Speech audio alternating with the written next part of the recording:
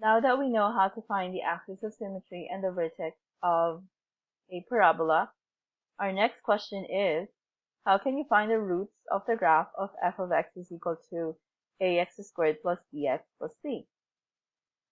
So what is the meaning of roots and how does it look like? The roots of a quadratic function are actually its solutions, zeros, or x-intercepts.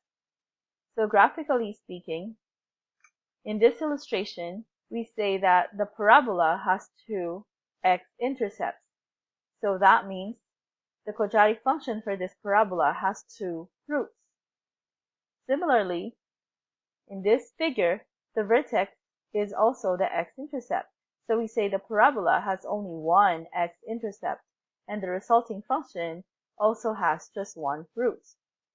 In the last scenario, however, it doesn't cross the x-axis.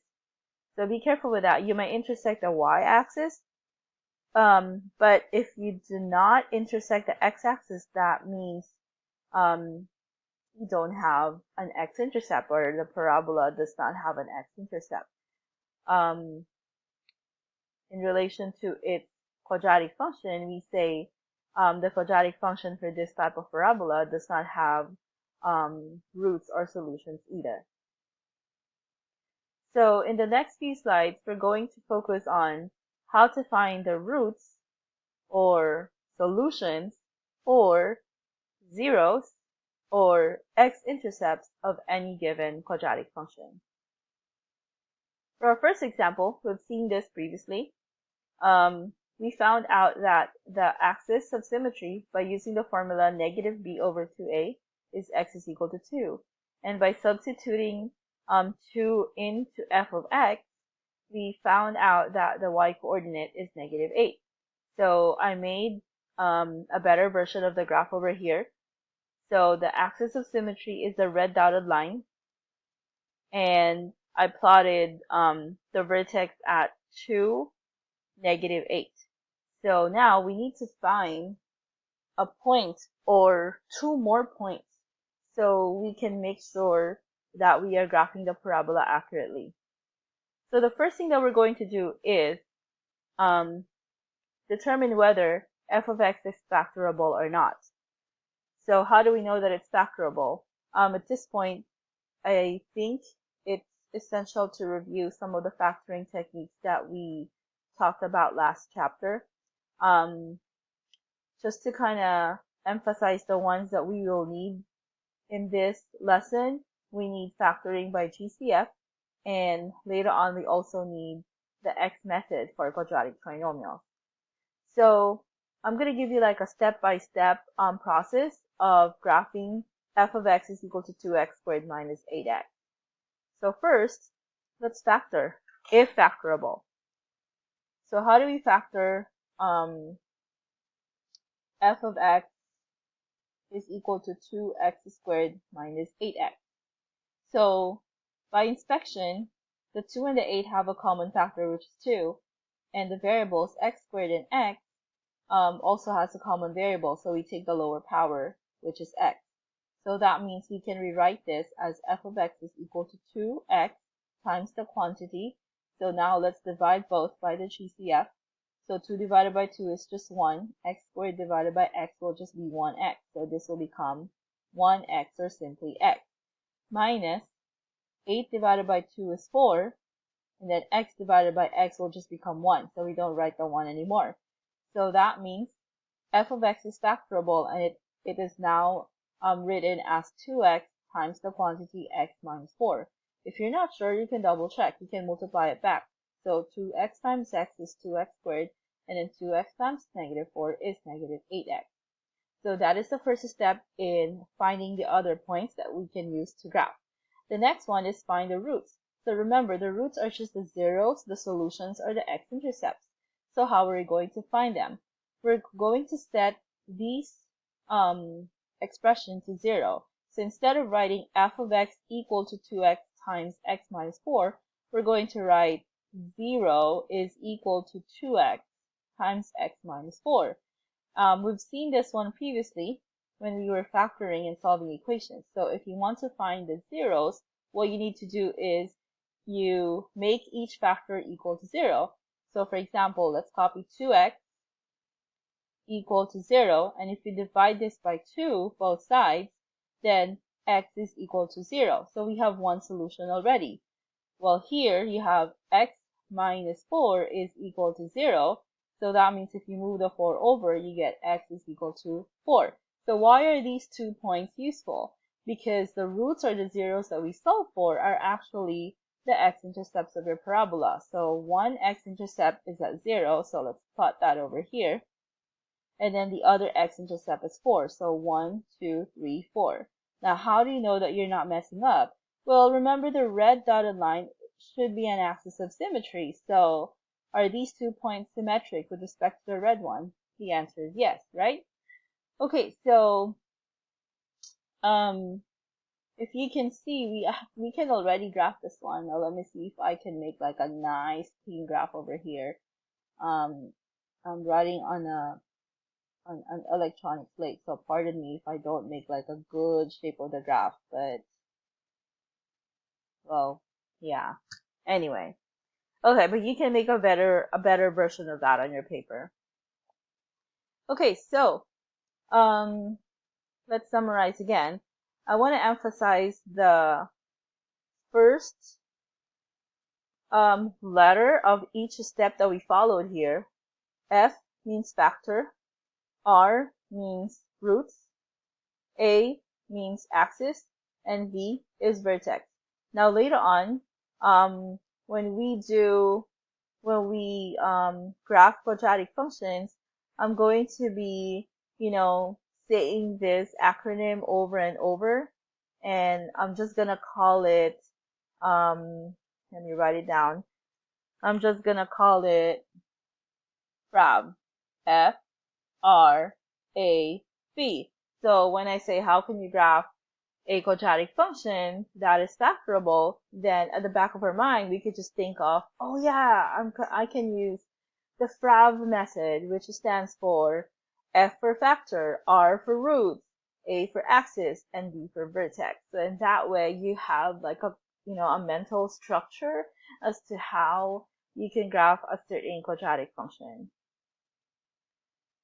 We have also seen this example previously, and we found that the axis of symmetry was given by x is equal to negative 1/3, or if you remember, I mentioned that you can also write this in decimal form. So the red line here is actually my negative 1/3. So if you notice, I wrote the -1 here so you know that each line in our graph is not equivalent to 1 unit. So 3 spaces is equivalent to 1 unit, and I'm using that space for negative 1/3 or negative 0.3. Now the vertex we figured out was at negative 0.3 comma negative 0.3. So that means this dot over here is our vertex. Again, so don't forget that each box or unit is equivalent to 1/3. So this is actually your -1 line over here. There you go. Okay, so this is negative 1/3, negative 1/3. So the next thing that we will do is find points on the graph so we can approximately determine the shape of the parabola. So first, well, is this factorable? Well, let's see. 3 and 2 don't have a GCF, but they share the x in common, right? So let's go f of x is equal to 3x squared plus 2x, and we know that the GCF is given by x. So if you take out x from both, you get 3x plus 2. And then the next step in graphing is to find the roots. And to find the roots, we just set this expression to 0. So we copy 0 is equal to x times 3x plus 2. So now set each factor to 0. The first one is x, so x is equal to 0, which is pretty much like a dead end, so that's done. And then this one is 3x plus 2 is equal to 0, which will give us x is equal to, move the 2 over, it becomes negative, then divide both sides by 3, and that is equivalent to negative 0.6 approximately. So that means the 2 roots or x-intercepts of your parabola is at 0 and negative 0.6. So let's graph them. Well, this is 0. There you go. And then negative 0.6 is, well, this is negative 1/3, and this is negative 2/3, which is equivalent to negative 0.6. There. Okay, so again, how do you check? It has to be symmetric, right, with respect to the red line of axis of symmetry. And I wasn't really successful earlier in graphing, so, well, let's try again. This one's smaller. So make a curve from the vertex going to that first x-intercept, and then we make another curve. Well, this is a lot better than the first one. Okay, and that's the shape of our second parabola. And last but not the least, we're going to look at a trinomial. Earlier, when we found its axis of symmetry, it was given by x is equal to 2. And we found out the vertex was at 2, negative 2. So on the graph, so 2, negative 2 is somewhere here. That's your vertex. Okay, so now, is it factorable? Well, they do have a GCF. F of x is equal to, if I look at the constants 2, 8, and 6, their GCF is 2. Then if I divide each of these by 2, okay, so divide all of that by 2, so we get x squared minus 4x plus 3. Alright, now if you take a look at this expression, it's a trinomial. If you remember last time we did the x method, or for some of you who are really fast at doing this one, you can actually do it in your head. So anyway, so this is negative 4 and this is positive 3. So let's find two numbers that multiply to 3, but when you add them, they become negative 4. You don't have to do this portion. You can just look at this one if you've gotten the hang of it. So two numbers that can multiply to 3 and add or subtract the negative 4 will be, let's say, negative 3 times negative 1, right? So if I multiply them, I get positive 3, but if I add them, I get a negative 4. So that means I can rewrite this one as 2 times the quantity x minus 3 times the quantity x take away 1. So this is the complete factored form. Now, when you're finding the roots or the zeros, remember you equate the entire factored form to 0, and then you just copy them as they are. There you go. Now, do you do anything with a GCF? Well, no, because 2 cannot be equal to 0, so we just leave it there. Let's copy the first factor, though, that has an x in it. So x minus 3 is equal to 0, and then get x by itself, so you get x is equal to 3. Here, x minus 1 is equal to 0, so you get x is equal to 1. So the two roots or intercepts are 3 and positive 1. So let's find those two numbers here. This is x is equal to 1, and the other one is x is equal to 3. So again, they look symmetric with respect to the red line, so we know that we're not messing up. Okay, so let's make a graph. I'm getting used to this writing slate, like little by little, so oh, I did not even touch. Okay, too bad. Yeah. Okay, let's do it again. So the vertex was at 2, negative 2. The intercepts are 1 and 3. So when you make a graph, it's gonna go like this. Ooh, okay. Well, that's better than the previous one, but yeah, you can make a better version of that graph on your notebook. I'm still trying to get used to this writing slate that I'm using. Anyway, so you've seen 3 examples of how to find the roots using the FRAV method, factor, roots, axis, and vertex,